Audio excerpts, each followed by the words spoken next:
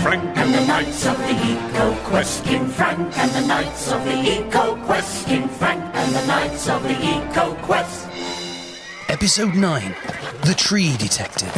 Katrine, Alf and Leofric had been in a flap about how to cross over a mountainous scrap. The knights had used Katrine's idea, she called it a no-brainer, to put knights and horses into a shipping container. Then Leofric drove a gigantic crane and swung the container across the terrain. But when Leofric shinned down the crane's slippery line, he lost hold of his grip due to oily black slime. In seconds he landed in what he could see were the branches and leaves of a tree canopy. But way down below, tools were making their mark as they cut through the base of the tree's bark. Someone cried. Timber! The tree creaked and cracked, felled by a logger's chainsaw and axe. The tree toppled down as if in slow-mo.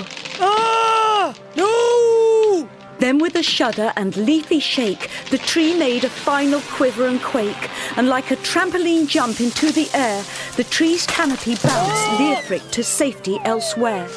He landed with foliage wrapped around his tum, twigs in his pants and a black and blue bum.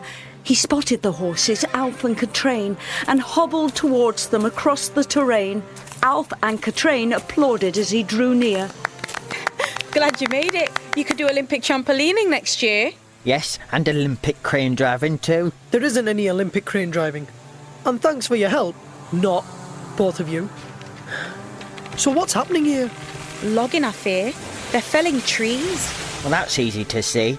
It's deforestation. Rainforest cleared to create a palm oil plantation. You'll be lucky to find a leaf or branch. Might even become a cattle ranch. To supply the world with meat. How they get away with it's got me beat. Alf looked ahead at a mass of tree stumps and suddenly sunk into a bit of a grump.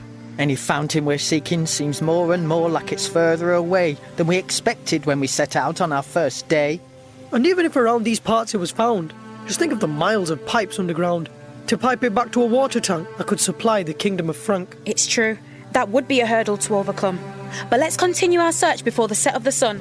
The knights rode on, haunted with sounds of the thudding of trees as they hit the ground. Let's head that way. I see a light. Perhaps someone with information to help us find the fountain's location. The bold, brave three reached the spot where a jeep was parked with a flashlight on top. The jeep door opened and out stepped a stranger and introduced himself as a forest ranger. But the sight of the ranger was quite a spine chiller. They were staring straight at an enormous gorilla. I'm a detective gorilla. Crime fighter around here. A gorilla gumshoe. I do missing trees, twig napping, branch brutality, search and rescue, prevention of eco-crimes, victim support, plainclothes surveillance too, and intruders. So, who are you? The knights' faces turned white, then a pale shade of blue. The gorilla saw Katrine's eyes look down at her sword. Don't worry, you're not on any wanted posters. There's no reward on your heads for trespass. But you are carrying dangerous weapons, shields and swords, and you did steal a container from that mountain of scrap. At least we reused it. I'll endorse that. We are Katrine, Alf, Leofric, fearless and brave-hearted. Whoops. So scary, I've farted. Just checking your statement of fearlessness is true, and not so. So as for your motives here, well, I believe you. I work purely with logic and facts. I hope you're not here on any unlawful conquest or acts. Tree trafficking carries a heavy sentence, you can be sure of that. On our honor, that's not our mission. On this, make your decision. We are eco-knights on a quest and of noble rank. We search for the missing fountain of Frank. As you're a detective, perhaps you've an idea if there's ever been a trace of water around here.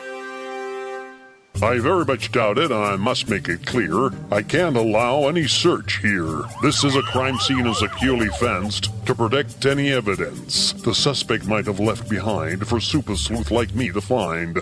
I can hardly catch my breath looking at this tragic eco-death. This, my friends, was once a tree, another murdered mahogany. We saw loggers back there. I despair. It's their gang leaders I'm hunting for, before they wipe out the forest floor. See, here, stray branches stripped and hacked, the weapons used, chainsaws and axe. Tracks show the trunk was hauled through mud. Here's where they loaded up the wood. I join my Hamlet's neighbourhood watch. If I see any mahogany murderers, I'll get in touch. When the trees go, habitats disappear. With no food or shelter, creatures like me can't live here. The trees act as a carbon sink to soak all the carbon dioxide in. That stops masses of greenhouse gases. So remember what trees are worth. They are the lungs of the earth. Good Sir Detective on crime narrative verse, on deforestation and worse. I ask for permission as Princess Aquiline's poet to add that to my quest poem, if you will allow it. Of course, tell your kingdom through the power of rhyme about what is happening with dastardly eco-crimes. We can only hope those tree fellas have not found and sold your fountain of water for silver or gold. Wait. I've just had a thought of how I might assist. Here's another idea to add to your list of how to progress your H2O quest. I have something for you. Put its power to the test. The detective went back to his jeep and searched in a pile of stuff knee-deep. Do you know what this is, Nightly 3? A twig? A fork twig from a tree?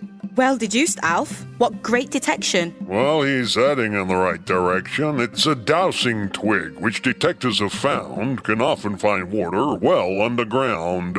Hold each end of the fork gently in each hand, and wander with it across the land. If it starts to twitch and turns to the ground, then perhaps it's the fountain of Frank you found. Let's give it a go. Nothing to lose. With thanks, we'll press on. Good luck with your clues.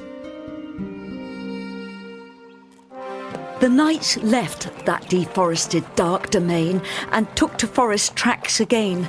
Leofric held the dowsing twig. Let's hope this thing points to where we might dig. I thought I felt it giving a twitch, but it pointed to nothing except a dry ditch. Come on, Leofric. Can we believe we'll find it with a dowsing twig? I believe the gorilla. Alf believed too.